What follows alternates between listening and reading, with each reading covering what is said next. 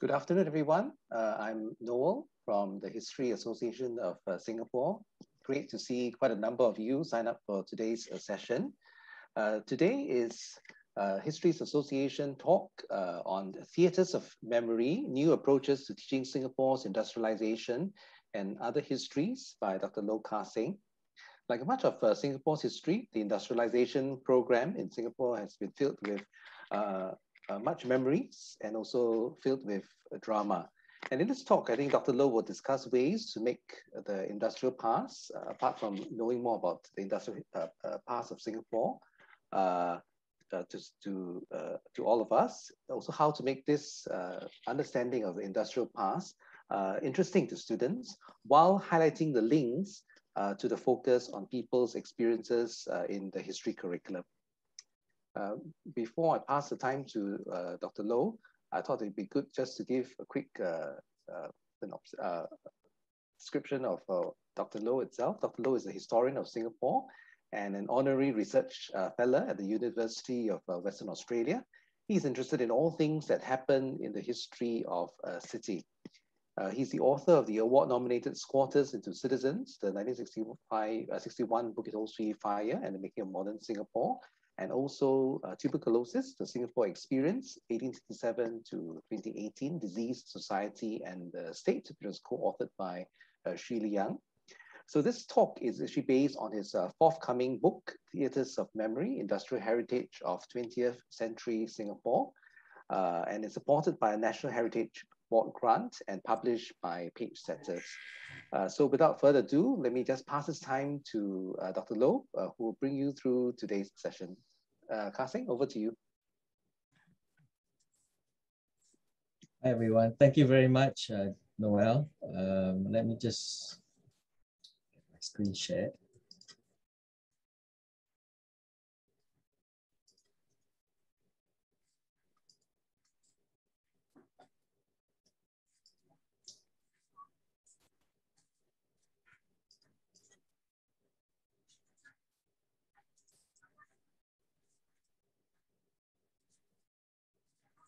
Right.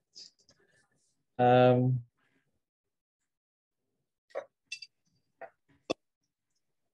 want to thank, first of all, the Histories Association of Singapore for working with me for this talk. I was a former history teacher, and although I left a long time ago, history education, teaching, and teachers have always been in my mind. So it's really good for me today to speak to so many teachers who are trying your best to convey the different aspects of our history to our students. I'm very excited today to talk about the industrial heritage and industrial memory of Singapore. You notice that the word history is not there, right? But as I'll explain later on, things like history also concern and connect very well with things like memory and heritage. As Noel was saying earlier, this is a topic that was the subject of my grant with the National Heritage Board, which was initially a heritage research grant, right? So we were trying to find out what happened in the industrial heritage of Singapore. And, it was a project that gave me many surprises. And the project that I finished as a book this year is certainly very different from the one that I envisaged in the beginning. Most of these surprises are good surprises, very pleasant findings, and I'm very happy with how the book turned out. So hopefully you'll be surprised along with me as well in this way. So this is the book that came out, that's coming out in a couple of weeks. I'll put a link at the back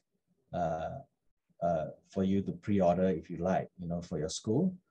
The book is nearly done. We're just going through and making sure that the printout is perfect, right? So the book is available on the Ethos website where you can make your orders. So what is important, you can see from the book cover, the title, Theatres of Memory, right? So memory is the sort of unifying concept here between history and heritage. And the cover image is not of some industrial building or some industrial estate. It is a photograph of female workers from the factory, which is currently a sort of sporting complex, business hub in Chai Chi. The company, as some of you might know, was known as Rolei at the time, a West German camera maker. And these were the factory workers who had finished their shift and were going home.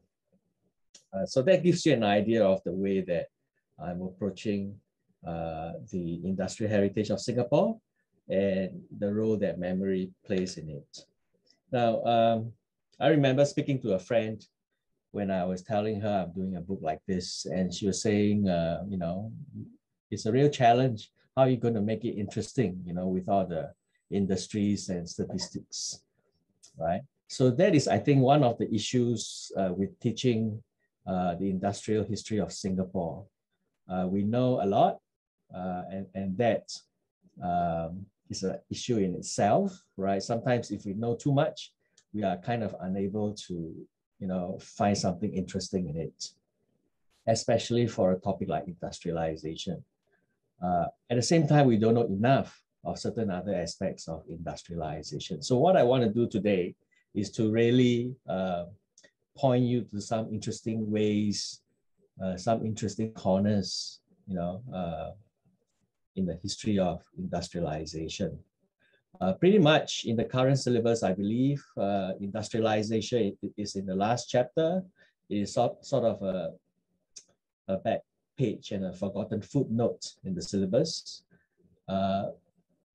Anecdotally, I know a lot of teachers don't give due attention to it or the other topics in the chapter, partly due to a lack of time.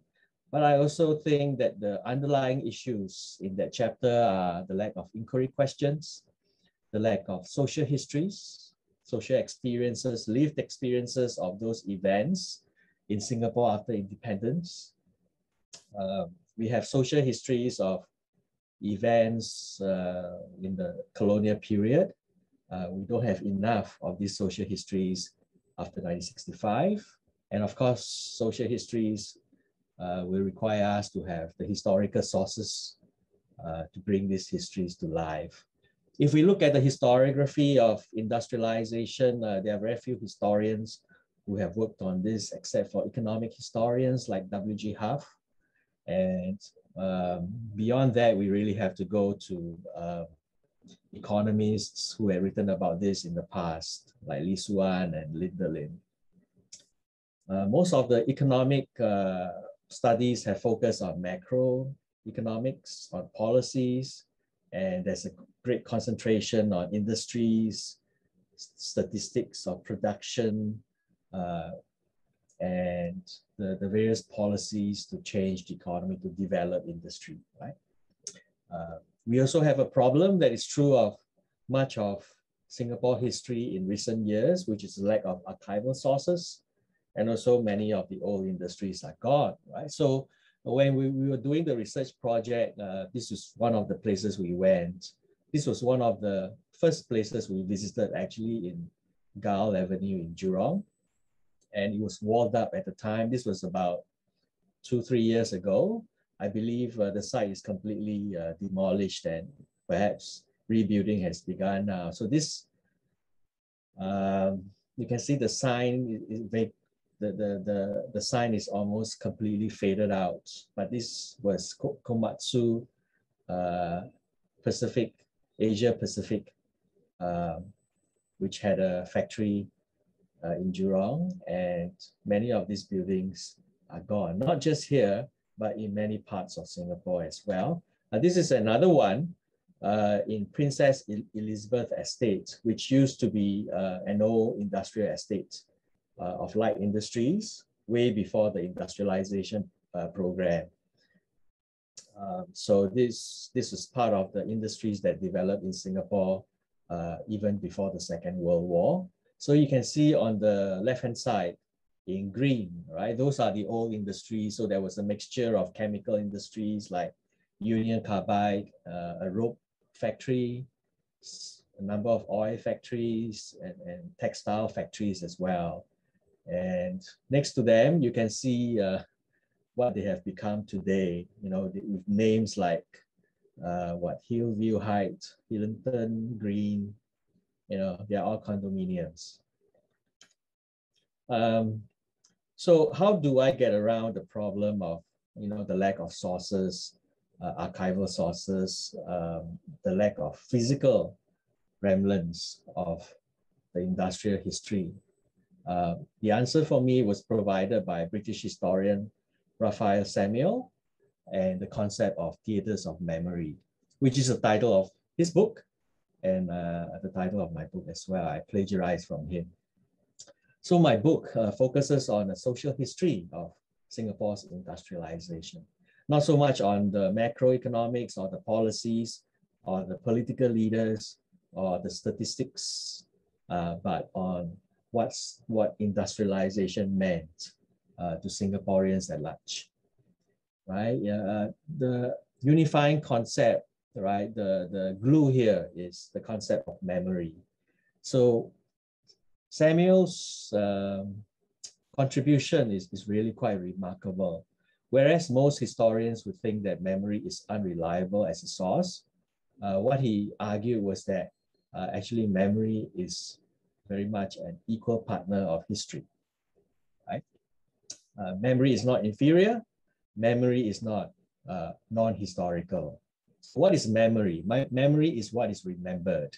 So as long as people remember certain things and they retain, they keep things that they remembered. So it's recollections, but it's also physical things that they remembered, you know, such as the mementos, photographs that they keep. And also museums, not so much national museums, but community museums. Community museums keep what the community wants to remember. So all these aspects of memory help us to write a different kind of history, a social history, where history is not just about policy making or about the big events, but history as lived experience. As Samuel said, you know, history is made by 1,000 different hands. I think for teachers, there are a number of relevant historical concepts and inquiry that we can draw from the industrial history of Singapore. First of all, significance and causation. We all know that the government played a very important role in industrialization as the kind of catalyst and the organizer of industrialization. And also things like good governance, sound economics will be quite familiar already in the textbook. There is also expertise, which I'll come back to a bit later. There are a number of case studies that we can draw from to give industrialization a more grounded field where students can actually study some of these processes and developments, such as, of course, the story of Jurong. Some of you might be from schools in Jurong, so you could tap on your location. Sembawang Shipyard, because it was formed out of the British military withdrawal from Singapore. And of course, as I'll say more later on, the story of Rolei, Singapore, the German maker of cameras and lenses. There are also useful concepts. The concept of pioneers, I think, is a very important one in my book, and how our workers who worked in industries in those years, in the 70s and 80s, and their family members. So it's not just industrial workers, but also the families of industrial workers are all pioneers. What do we mean by pioneers, right? So this is a word that we often use nowadays, but what do we exactly mean by pioneers? And how did the pioneers contribute to Singapore's development? Change and continuity, there are many events relating to change and continuity in Singapore's history of industrialization. The change, first of all, from entrepot trade to industry, from kind of a low wage, low tech industry to high tech and capital intensive value added industry in the 1980s. The role of immigration in industrialization, that was always a debate, although in a quite different way from today. And the emergence of, you know, what is very prevalent today, middle-class Singaporean society. Empathy and imagination, what is it like to work in a factory? What is it like to work in what is called the graveyard shift, right? Or the night shift. What is the culture of work? You know, one of the most interesting things I found was how the factory floor was really like in you know, actuality as opposed to the theory. Working with scopes, microscopes, you know, and that was one of the most difficult aspects of being a factory worker.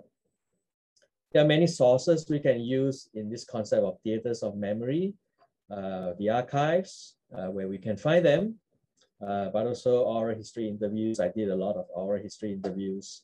Photographs, I got a lot of photographs, especially the photographs from my interviewees were very useful. Film, artifacts, certificates, letters, punch cards, ephemera. Ephemera would be the publications of companies, and even social media. So I'll just give some examples here. So these are photographs given by various interviewees I spoke to. So on the left here is a photograph of Jurong.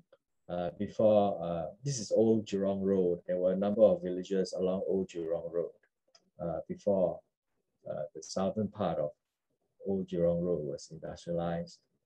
I love this photograph of three young men in this is actually Bukit Ho Swee, which is my previous project. And one of them has like Ray-Ban sunglasses. This man had leather shoes. Of course, they are posing at I think a Lamborghini scooter, right? Which are all signs of modernity, right? So this was a time of modernity as well. So the industrialization history was part of this Singaporeans becoming modern, right? So the concept of modernity and modern Singaporeans. These are some sort of documentary sources that I found while I was doing the research. So on the left here is testimonial given by one of the old industries of Singapore, Hume Industries, given to CPS Nathan, who's the ex-father of Selva here, who's among us. And this was a letter of recommendation that he's bright, intelligent, courteous. So these are all theaters of memory in the sense that people had kept them and they remembered. They brought them out to me, when I spoke to them. So this is what we mean by memory. Here on the right is actually a retrenchment letter given to a lady, Vasanti Devi, when she was retrenched by National Semiconductor in 1990, right? So it's quite remarkable that someone would keep their retrenchment letter, but it shows how working in National Semiconductor and before that in Fairchild was important to this lady. The government obviously played a big role in industrialization programs. So that is something we can further provide sources and case studies. So of course, we all know the Jurong story and the phrase "Go's folly," Go Keng Swee's folly, because he was so much connected to Jurong. The stat box, EDB and JTC were also very important industrialization. And there are stories here we can draw upon, how they invited Rolai to come to Singapore. Rolai was searching for a base outside of Germany, and how we convinced them to come to Singapore. And Texas Instrument, if you look at the Straits Times, TI was regarded and hailed as a big success in bringing semiconductor companies into Singapore. And we spoke about this TI as this 50-day wonder, where they came to Singapore and within 50 days, they were in production already. Of course, the Singapore government also negotiated with the British when the military bases were closed in the late 1960s and early 70s and converted many of these bases to industrial uses. And alongside, to retrain many of the workers in the bases to industrial work. So here the example, this is actually a certificate of attendance for Lim Meng Jok, who was a clerk, and he was retrained for technical drawing as a result of the British withdrawal. Right, so there was retraining, is a time of great change for many Singaporeans. Of course, 1980s, the government embarked on the policy of economic restructuring so that we don't depend on low-wage industries and low-wage workers, migrant workers. Government also took the lead in promoting technical and engineering education, and among this was a new apprenticeship scheme, a new way to properly train apprentices. And of course, those of us who went through the technical education in secondary school would have known, the technical workshops that we did in lower secondary. Right. But I think one of the things that was interesting for me was to look at the technical experts who advised the government, right? And we haven't given due attention to many of these experts. One of the few experts that we do acknowledge is, of course, the Dutch advisor Albert Winsemius here, seen together with Goh Keng Swee and other Singaporean leaders and officials who came to Singapore as part of the UNDP in 1960 and 1961. But there's some others that we haven't known about, like the Japanese team, right, which was very important in studying Jurong and giving the approval and the support that Jurong should go ahead as a project, right?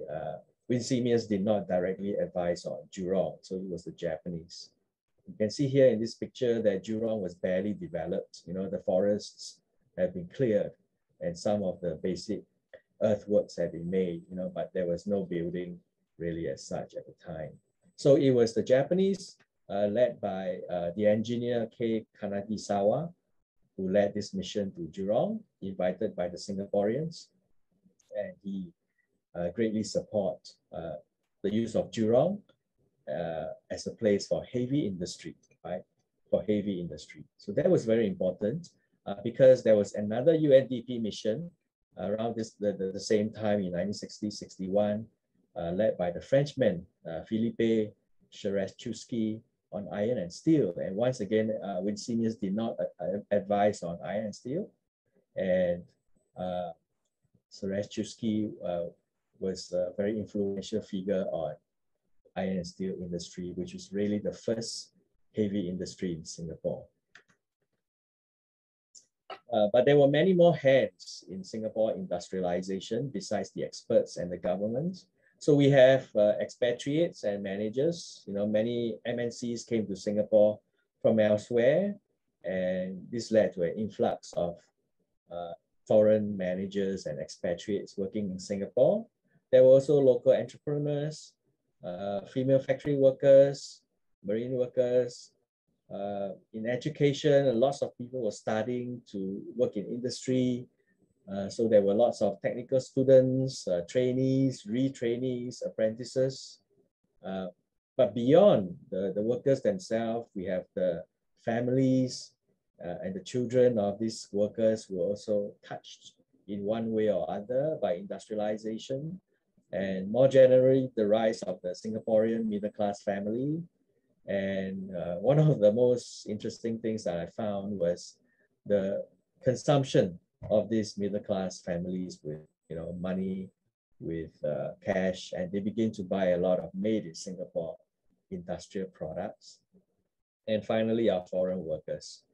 So this is Cetron, which used to be a local company set up by Singaporeans in Tanglin Halt that made television sets, right, which is a very distinctive roof. So we can look at some of the projects and case studies that we can use. So I'm going to focus on a few, one of them being Jurong. So we know that Jurong was this mega project, right? The first big project for heavy industry that the government wanted to establish. But we don't forget that Jurong was also a livable town, a garden town, right? That was planned. And this garden town eventually made Jurong livable and also desirable. So there are many lived experiences in Jurong. They are very interesting. So for example, in the early days, there were many complaints and criticisms of Jurong as a place, where people were just working and life was just mere existence for Jurong workers. But however, you find that over time, with the development of Jurong town and the amenities and the town center, you find that there was a lot more meaning attributed to the history of Jurong. So for example, this is actually from Facebook. So this is a lovely post by Eric Adam. My late grandfathers lived in the rental blocks of flats, block 115.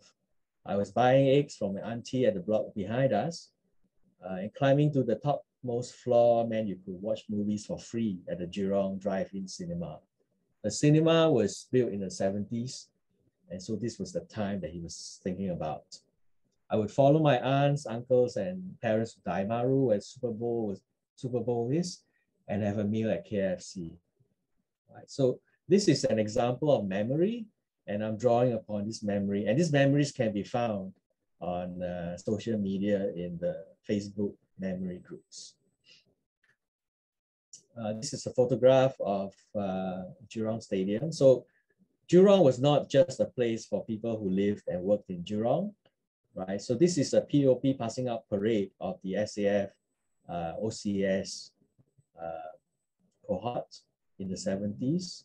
And in the picture here is the former President Benjamin Shears, right? And who are here would be the officer cadets and the families who had come to watch them. So this was a memorable occasion for many of them. This is a photograph of my father. This is 1973. So I was 1 year old at the time, and we are in front of Chinese Garden, right, which is still unfinished. It will only be finished a few years later. Right, so this is another side of the garden town of Jurong. And one of the gardens, of course, is Chinese Garden. And going to places like this was something that many Singaporeans at the time, did, and they still remember those trips. So I have a ambitious plan, to do a Jurong industrial tour one day. This tour is quite challenging, partly because it's a large and long tour. Jurong is a huge place, and many of these places are off limits, like especially along the coast here. So the coastal area here in southern Jurong is the most important part historically, because Jurong was made for heavy industries, and heavy industries were all around here, including iron and steel, which is here. So this tour would start from Jurong Hill, which is near the bird park, and then go down to the heavy industries, and then move up towards the light industries to the town center here, Taman Jurong, and the various amenities, social amenities here, the parks, the gardens, and then finally stop at the former headquarters of the JTC, which is now the Trade Association Hub. The story of Rolai, I'll just briefly go through it. Rolai was a spectacle. It was one of our proud accomplishments, which ultimately failed, but managed to pave the way for the disc drive industry in the 1980s and a generation of technicians. It is a theater of memory, not just for those involved with Jurong, but those of us who love cameras, who love photography, right? So Lee Yu Moon said, the Rolai was more of a Singapore icon than many people realized. When I was traveling in the 80s and 90s, fellow travelers would whip out a Rolai 35 from their bags when they realized I was from Singapore, right? So when they hear about Singapore, they think Rolai 35 camera, right?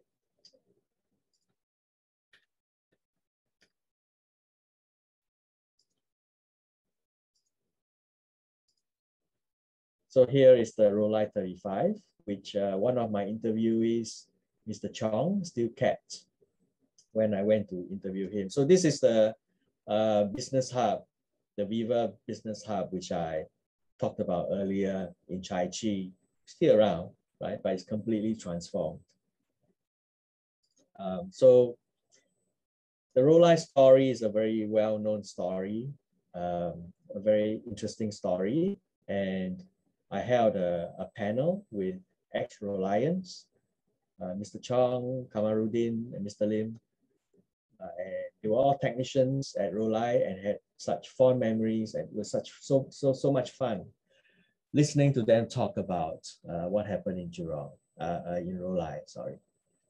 And of course, you know, there's always a gender division in the industries in Singapore. You have the men who are the technicians and supervisors, and the women who are often the production workers and operators. So here are two ladies.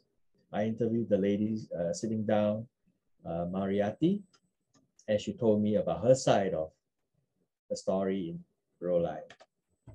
I want to talk about the notion of pioneers here. What do we mean by, how do we make industrial workers significant in history, right?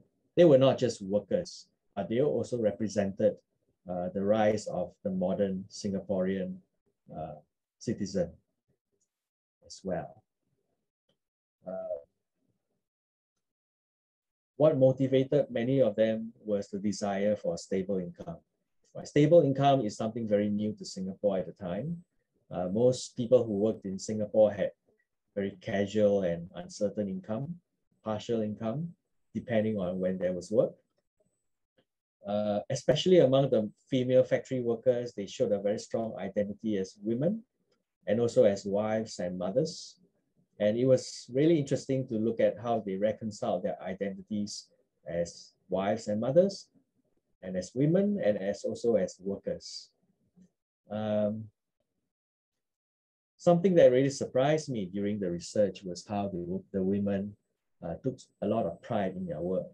You know, one of them who worked at Fairchild said that, you know, she told me not one unit of wiring had been rejected. She was the only person at Fairchild to receive 2 increments within a year. So the thing is, it seems to me that working in a factory was not some work that was lowly valued. It was valued very much by the women themselves. They had a lot of pride in their work and they worked very hard. This is a photograph of work that was going on in one of the earliest factories in Singapore, the rubber factories. So this was before the industrialization program had really started. And you have women who are working in the factory to sort out the rubber sheets that were imported into Singapore and to sort out which were the good ones and grade them accordingly.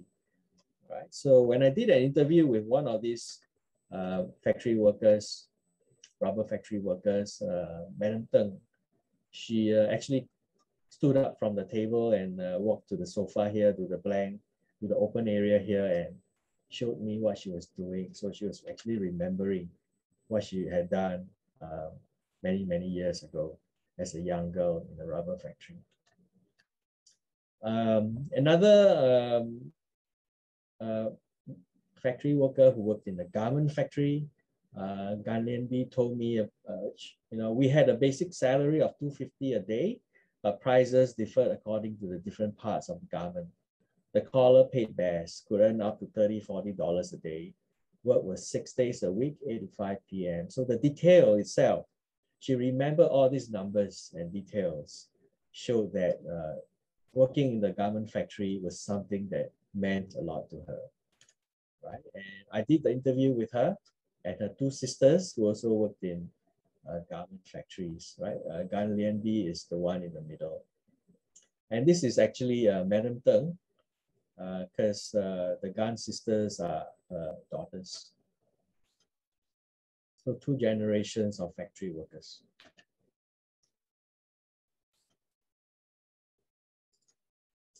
There was a lot of ambition as well, right? And I found this from a ephemera, a publication by the company, by the Fairchild company, by Raphael Ali. She said, since I do not belong to the skilled workers category, I'm always satisfied with what I am. I shall always aim for the better. Given an opportunity to become a supervisor, technician, or any other profession dominated by men, I will take it up without any hesitation.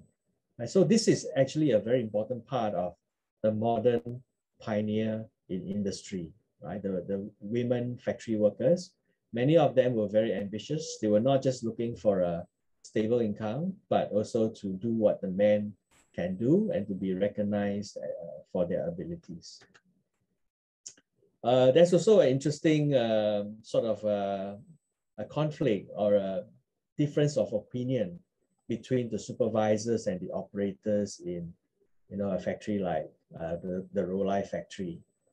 And this is where you can show, different sources showing different perspectives. So for example, you find that the men who are the supervisors and technicians tend to be quite dismissive of the, what they call the girls that they were supervising. So for example, Mr. Chong, Mr. Chong was one of the pioneers who was sent to West Germany to be trained as a supervisor and as a technician. So he told me, these girls, these Singaporeans cannot compare with the Germans. But this is not really true because there's another reality on the shop floor, as one of the factory workers told me. Norma Dobbs said, we talked at the same time. I mean, the technicians were always frustrated with the factory workers because they were talking all the time, right? They were not just working quietly at their station, but they keep talking to one another and joking and gossiping. So according to the girls, the women, we talk at the same time, but not like stopping the job and talking, you got to work at the same time. So you just, say, what you do and hi, and you carry on. It's more fun that way. You can't be so strict and not talk at all. If you stop and talk, you do not do your job and then you're in trouble. So here you have, you can help the students to imagine what it is like to work on the factory floor. Right, so the factory floor was not just a place of work. It was also a place of socialization, a very much more casual and lively social space. Right? I want to say something about the graveyard shift and show another side of the graveyard shift that many historians have not seen before. So the graveyard shift, the emphasis on the graveyard shift came about in the 1980s as part of the national productivity movement in Singapore, and also the concern about rising numbers of foreign workers that Singapore was employing. The night shift was very unpopular among most workers. Most of them did not want to work on the night shift. And so the government tried to persuade women who were not in work to come out of their house and to join the workforce, to work on the night shift. So much so that they even allowed pregnant women to work on the night shift as long as they were healthy enough to do so. Right? So in some of my oral history interviews, I talked to some of these women. So here you can see the very distinctive pink uniforms of Fairchild Singapore, which used to be an electronics factory in Toa Payoh.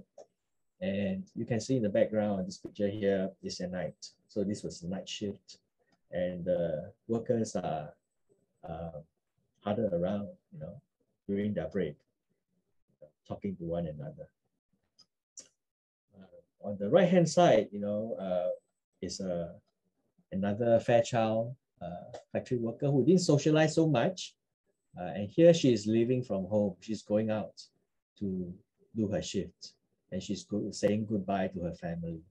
Right? So the night shift is also connected very much to the lives of the children of these workers. And the women had to reconcile between their roles as workers as well as housewives and mothers. Right? So they had to adjust their routines so that they could cook for their family and then go out to work, or come back to work and then start to cook, take care of the children.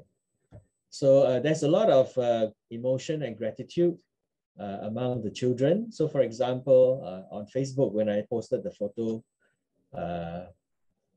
Shanti Alugu, the daughter of the lady on the right here, she said, "That's my mom. I love her so much. Proud to see that her hardworking DNA has been passed on to her dear sisters." So this is an aspect of the graveyard history, the graveyard shift history that should be extended to families as well, not just to the mothers. Finally, I want to talk about the made in Singapore products. And this is also another way of making industrial history kind of more interesting to students. So this is a history of consumption and the history of the middle class in Singapore in many different ways, right? As Singaporeans became more affluent, they began to use very modern products for their homes, for themselves, and for their work. So for example, they began to buy furniture and consumer electronics for their HDB homes, usually HDB homes. And they began to wear new clothes, modern clothes, Western clothing, to eat modern Western food, sometimes Asian food as well, and the soft drinks, which were all Western. They began to own and buy Japanese cars, scooters. Scooters will not be Japanese, it will be Italian or other brands, European brands. So part of the theaters of memory of industrialization is all these things that we are quite familiar with. The hairdryer from Philips, the Kelvinator refrigerator that became a feature in many households in the 80s, 70s, and 80s. And of course, many of us wore the Bata shoes that were initially made in Singapore, right? And many of us can still remember the slogan, the jingle, first to Bata, then to school. Some examples of sources that we can use easily that teachers, I know you all are all busy, but there are many sources that you can access, or you can get your students to assess in their projects. The National Archives has annual reports, some photographs. I put a question mark there because most of the photographs at the National Archives are kind of formal photographs, official photographs, and they're not always interesting. Some of them are. There are also oral history interviews of industries and industrial work at the archives, including my own interviews that I've deposited with them. There are newspapers, infopedia articles on roots and Bigger Asia. There are also heritage trails already in Jurong and other housing estates which have flatter factories nearby. And on Facebook, there are a number of useful groups that you can join, or you can get students to research on Nostalgic Singapore, Little Road in Singapore, 十里之外, which is more Chinese-based, Theaters of History and Memory, which is my group. And of course, you can get your students to interview, their grandparents or their parents who had worked in manufacturing. So this is one of my interviewees. So I love to do oral history interviews. And this is an interview with a worker who had worked many years on a night shift in Tanglin Hot. Okay, just a few words about the other topics in the chapter on Singapore after 1965. I think housing is a tremendous history that we can further explore, the history of public housing and how public housing has become so much beloved today. So reference, for example, my book, Squatters into Citizens, how people move from kampongs into HDB flats. Healthcare is interesting as well. Health is very much part of our lives and our illness and even death. And it is something that we can explore, as a topic on lived experience. Earlier today, I was just doing research on the 1918 flu pandemic in Singapore, and I discovered with a shock that in 1920, that like 100 years ago, right, we had an upsurge of flu cases and flu deaths in Singapore, right? The first wave of the flu came in 1918, but the numbers in 1920 were more than 3 times 1918. So, you know, very interesting for me. And if you talk about lived experiences and living history in a sense, there are still places which still have connections to the past, like Dakota Cassia, which is in the news several years ago. My community, Tiong Bahru, Geylang, you know, all these places in Singapore, all these districts in Singapore are worthy of exploration and field trips. So in conclusion, 3 things. Very simple. Number 1, the industrial history of Singapore is something interesting and not dull at all. It's something that we should teach the students. This history is a living history because we can leverage on living memory, whether it is through oral history, photographs, social media, etc. So we focus on lived experiences, and from these lived experiences, these sources, from memory sources as well as historical sources, I think we can start to frame inquiry questions and teach this history in interesting and exciting ways. And finally, I hope you buy the book. I'm going to put this is the QR code here. I'm also going to put a link in the chat. So thank you very much. I'll be happy to discuss further. Thank you very much, Kasing, for the very informative and insightful talk.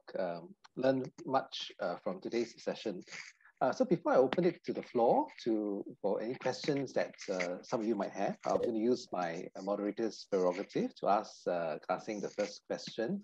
So in the meantime, if any questions that you have in mind, you may want to either put it in the chat or you can unmute yourself and then ask Kasing directly.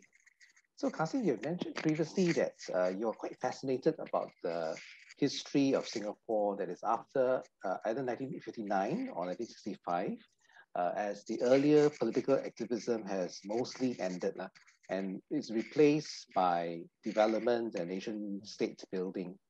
So the first question is about more personal for you. So what has fueled this fascination with this particular aspect of Singapore's history? And the second part of this question is, then what suggestions could you offer teachers to then enthuse their students? I think particularly because this is taught at secondary 2 level, about this particular period of time in Singapore's history, because quite a number of them may not be so interested, you know, in post-65 developments. Yeah, I think so. I think really it all has to start with, you know, the inquiry questions and the sources, because those are the things that ultimately will make the history more interesting. Yeah. Whereas I think currently that chapter is a bit like a social studies chapter, you know. But I think the groundwork has already been made by CPDD for the earlier chapters, where there is a big focus on lived experiences. So I think if we can draw upon that and extend that into industrial history and other aspects of history, that would be very useful, you know. Yeah. Okay, so are there any questions that we can take from the floor? Please feel free to unmute yourself to ask Kasing directly, or you could type your question in the chat.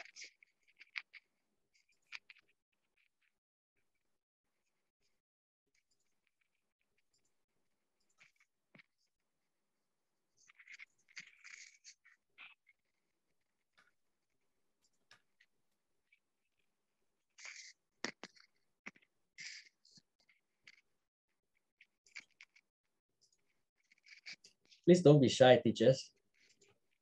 Yeah. You don't want your students to keep quiet like this, right?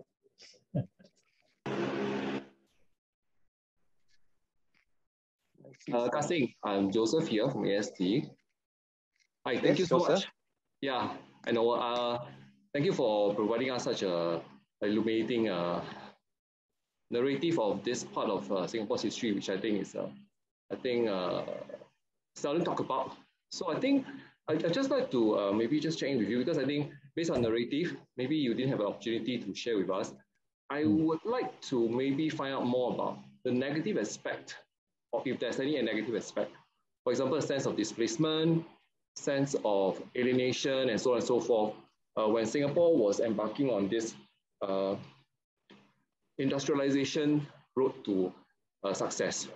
I mean, if we were to look at the other histories around the world, there's usually a accompanying history of negativity, displacement, alienation, and so on and so forth, as even in the West, where industrialization first appeared. So I thought, is there any similarity or parallel that we can actually draw from Singapore's experience in terms of our industrialization past? Thanks. Yeah, I mean, that's a good question. And that's a way also to make,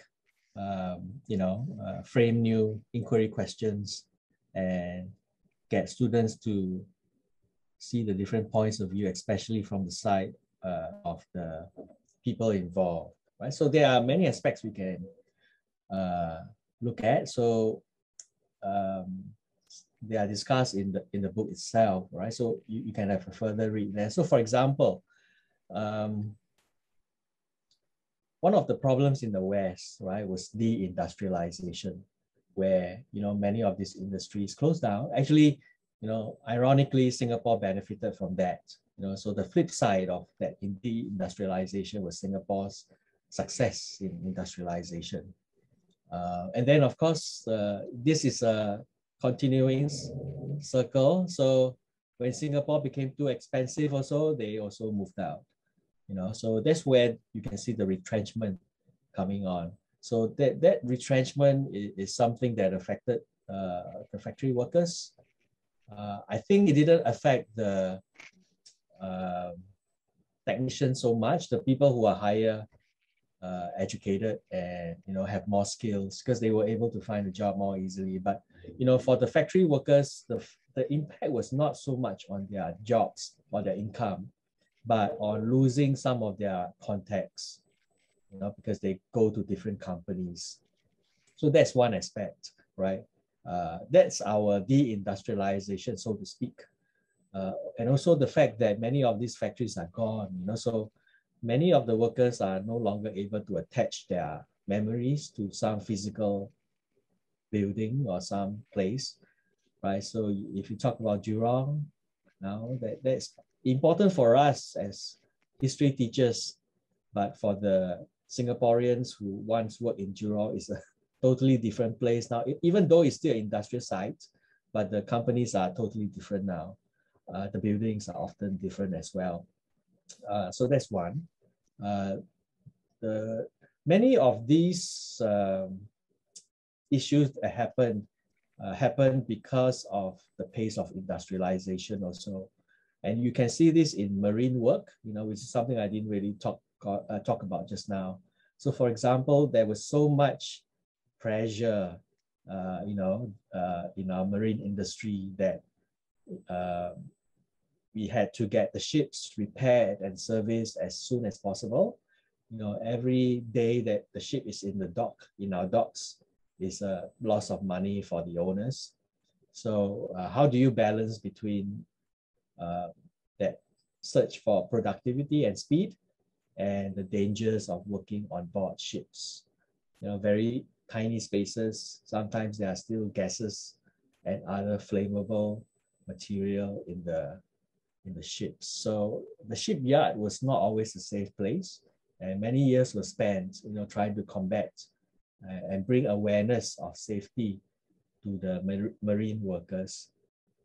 So there are two of these aspects that would be worth exploring.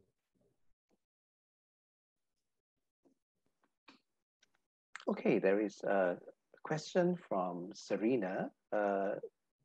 Serena says that she has unfortunately no knowledge of most of the brands you mentioned in their presentation, and maybe except for Bata. So I wonder if the students would know of them too, wondering if there are any interesting aspects of Singapore's post-development industrialization that have relevance to present-day Singapore that the students will know about, so as to make this topic immediately relevant and engaging to them. So what's your take, Kasing? Yeah. You know, I mean, unfortunately, some of the clothing brands that used to be popular have become uncle and auntie's clothing already. I think one way would be to go to the kitchen, where there are, cooking sauces, cooking oil, canned food. Many of these were made by local companies, actually.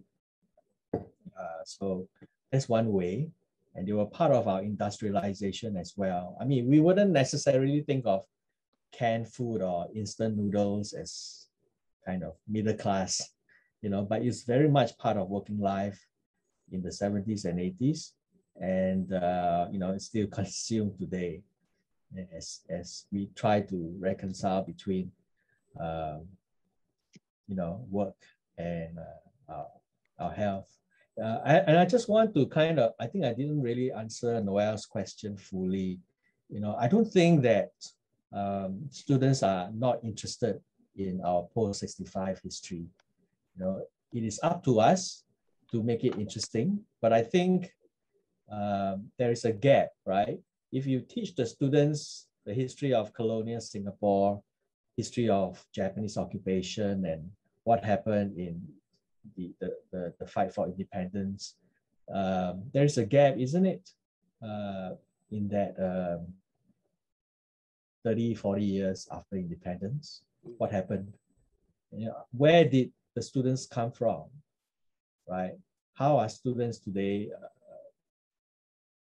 shaped by what happened after 1965? So there is a history there, and arguably, the students may find more, both from their family members and also from the research that they can do, the connection that they have with, the 70s and 80s. I love to study the 70s and 80s, some historians think it's too recent, but I think this is a period where people still remember, and that's why memory is so strong, so important for me in this project. So I think, as an opportunity here, and I think it'd be great, if we can if students can actually find this topic meaningful to them directly in a different way.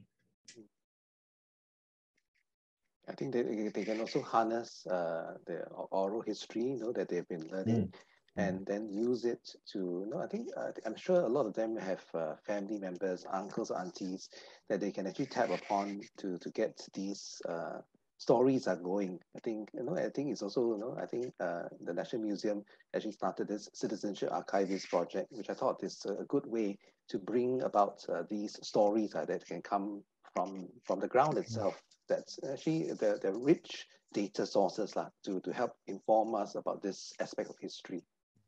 I think one question, I think one question that teachers may ask you is also whether some of these interviewees who have generously shared some of these resources, will they be accessible, and then are they able to use some of these interview transcripts that they can then maybe share with their students, as part of their historical investigation? Sorry, was there a question there?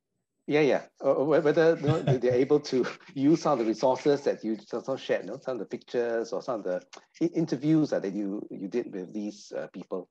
The interviews have been deposited with the archives, so I think all of them are open access. Okay, great. So no problem. I think photographs, I think so, for educational purposes. I don't see a problem with that. I mean, the photographs belong to the interviewees themselves, and just now I was talking about the archives photographs and official photographs. Many of them are kind of boring because it is this minister visit, or this some visitors at the factory. So everyone is very well behaved. Everything is very clean and organized. and the women are always like, Purposeful. at their job, not Yeah. talking to one another, but concentrated. And this is from my research. That's how I found that actually there's another world that is not captured in these photographs. Yeah, I think from some of the things I've been reading, I think the best photographs tend to be from SPH lah. And so this makes it more interesting to look at these set of pictures rather than those purely from the National Archives. Okay, so I think Mr. Lam from PLMGS has a question.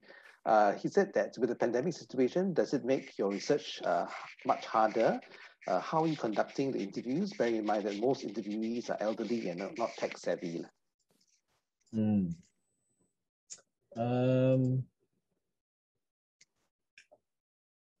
Yeah, so currently I'm doing the pandemic research, right, which includes COVID-19. And there are a few elderly Singaporeans I actually want to interview because they had some of these infectious diseases in the past. But I've held off contacting them, because I don't want to take the risk with them. Having said that, I think from what I feel, many of them actually don't mind, agreeing to an interview and so on. I've done interviews on Zoom, and I think they work very well. The sound quality is often very good. Yes, because unless they are doing it in a coffee shop, right? Yes. So if they are at home, the sound quality usually tends to be excellent, and you can also record it, and that gives you access to the body language and the facial expressions, which is also quite useful. So as long as the person has a smartphone, it's possible to do a Zoom interview. Of course, some of them might not, and then and that's where you want to interview these people the most, because the people who don't use smartphones are people who often represent another segment of society. So, and factory workers, many of them would tend to be from that group. Right? So maybe you just have to wait and hope that the situation improves. So there's a comment in the chat from Rosalind. She says she's not a history teacher, but she's lived through these times. So maybe it's also a potential interviewee for your subsequent projects. She draw parallels from what you just shared with the current exhibition at the National Museum. Yeah, so that's her comment. I don't know whether Rosalind would like to add anything else or ask other questions. But meanwhile, Limin from NMS, she noted about the topic of healthcare that you mentioned. So she asked, in your opinion, what are some areas within the theme of healthcare that we can delve into for intergenerational oral history interview projects for students? Yeah, because of the nature of healthcare is sometimes a bit more technical, but then again, we are not looking to interview doctors or healthcare professionals. So illness, hygiene, sanitation are things that we are all very familiar with, actually, even though we don't talk a lot about them publicly, right? So like for example, old diseases in the past. Besides diseases, I don't think everyone wants to talk about disease all the time. So for example, brushing of teeth in school, dental health. Dental health was a big focus after 1965, focus on our teeth. I'm not sure why we had that focus, but of course it's a important aspect of healthcare. And the days that when school children would have to brush their teeth in the drains, at the drains in the schools. So that's something. So this is kind of one of those things that you can use oral history, with the parents. Also something like X-rays, I think. X-rays was something that I studied in my book on tuberculosis. And basically after the Second World War, there was a huge X-ray movement, right, to detect tuberculosis. And I think that system is still in place, with migrant workers. So I think even for the civil service, right, with teachers, you have to take an X-ray. And that had its roots after the Second World War, where the British first implemented it, fear of tuberculosis. So the experience of X-rays, of having X-rays, that's also something quite interesting. X-rays were not always seen favorably. There was some suspicion of X-rays, and there was some fear of X-ray. Like if the X-ray showed something in your lungs, that had economic implications, because then you cannot be employed by the civil service, even if what is in your lungs is not actually very serious. So it's like a kind of a economic death sentence in a sense. And people in the early days, people just look at X-rays to see, okay, you have a white spot there, we can't hire you anymore. So I think that those are some interesting. So that's a technology. I think one of the things that can serve well in oral history of medicine is medical technology. Of course, antibiotics became very important after the Second World War, treating tuberculosis, leprosy, and many other of these infectious diseases. And also maybe add vaccination also. Vaccination, that's right, yes, yes.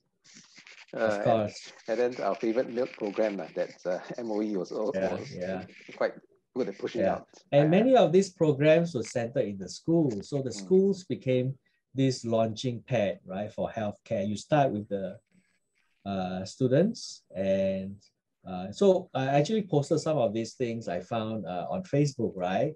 And people would tell me the kind of milk that they used to drink in schools, and they hated the milk. So there's actually a lot of emotional memories and attachments to these experiences that they had with milk. It was not just something that people enjoyed much of the time. They often put Milo or Ovaltine together with the milk. Okay, we have a final question. I think that's the last question we'll take for today. I think one question is that it seems rather difficult to teach students industrialization in Singapore without a background of European or global industrialization. So for Singapore, industrialization not only an economic process, but a nationalization process. So it's a part command and all that, Yeah, I think very much so. I think in the school textbooks, the Industrial Revolution thing, right? If that's what you're referring to, is often taught as part of imperialism and colonization, which is a kind of selective way to teach it, right? So in Singapore's case, it's very much part of Singapore's history. So industrialization gives us new perspectives and deeper insights into how Singapore became a nation, right? And it is a kind of really historical milestone to move from the trade economy that we had earlier to a different kind of economy, not just in terms of the national economy, but also in terms of how people worked. Working in the factory was a lot more regimental and required a lot more discipline, right? So the idea of pioneers is also an idea about social discipline. It was very hard, I think, for the first generation of women and men who stepped into the factories, at the shipyards. Very hard. It's unimaginable, actually, for Singaporeans at the time to. And one of the problems that the government faced, and many of the employers hated, was job hopping. That people hop jobs, right? So once they find that there's another factory that paid better, they go there, right? So they keep hopping jobs, which is not something we find much today because the economy has changed so much. By the 70s and 80s, all these, young girls and young men are all changing jobs rapidly, and companies don't like that because that means that they have to train and orientate the recruits from the beginning again. So there are, from a social history perspective, I think one of the things here we can do is to leverage on empathy and imagination, right? Get the students to kind of imagine what it was like to work in a factory and how that was a big milestone in Singapore's history itself. Okay, I think there's one interesting question. Kasing, they ask, Sure. would you like to ask if there are notable conflict between the states and workers, given the state relentless pursuit towards productivity, and about the role of trade unions, bringing the idea of supervisors versus operators? Yeah.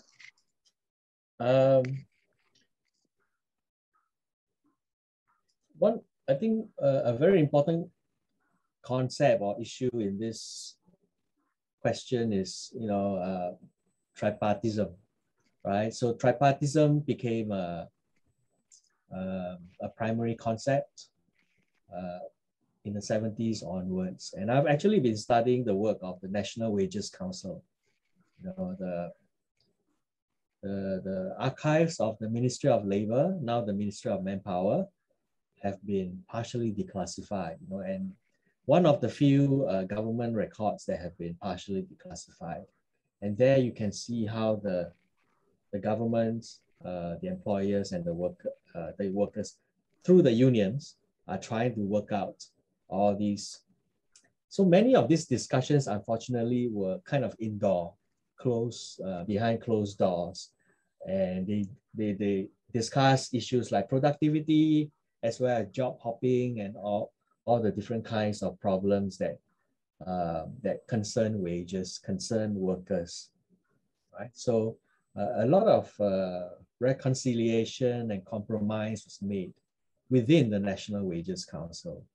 And I'll be doing a talk actually with the National Archives in November on some of the aspects of the work of the National Wages Council and how it tried to reconcile between these issues, these tensions, right?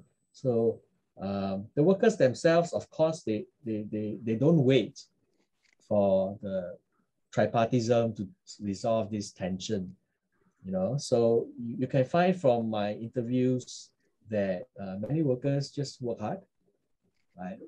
So this was a different generation of workers. And I remember the three sisters I interviewed, they told me they was very stupid at the time, right? Stupid meaning they had no political consciousness. They did not join the unions or participate actively in the union. So they just went to the factory and worked. And they enjoyed it, it seems. That's what they tell me. They had no issues from their employers, whether, not treating them well or bad working conditions. So there was a level of tolerance and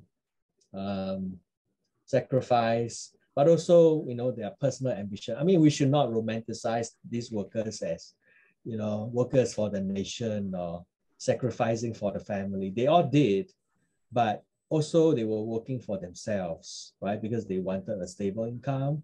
They wanted to buy HDB flats. They wanted to own all the modern things that they could now afford as consumers.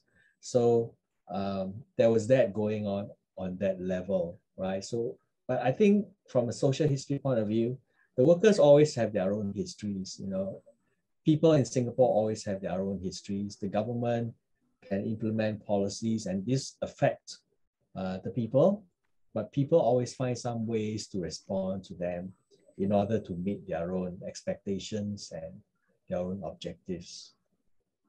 Great. I think that's all the time that we have. Thanks for staying on with us for 10 more minutes beyond the appointed time. It leads me now to thank Kasing for the deep insights he has shared from today's talk. I hope all of you will purchase a copy of the book. I've already downloaded an excerpt for it for my reading this weekend, so I'll be looking forward to looking at some You aspects. mean you have not read it yet? Not yet, just too busy these few days. Yeah. Okay, so thank you so much. I think now Jane will flash on the screen. We'll appreciate if you could fill in a short feedback for us in the chat, and also you could either scan the QR code. So this leads me to thank everyone for spending this afternoon with all of us, and I hope you have a pleasant evening ahead. And thanks so much again for coming to this session with Kasing. Thank you also, Kasing, for spending time with us.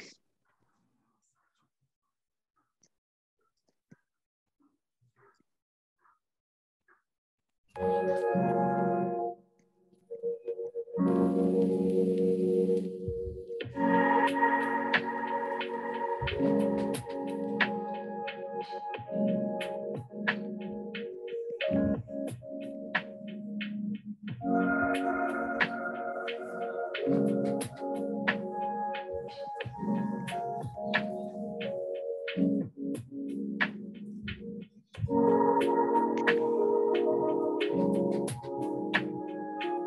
you.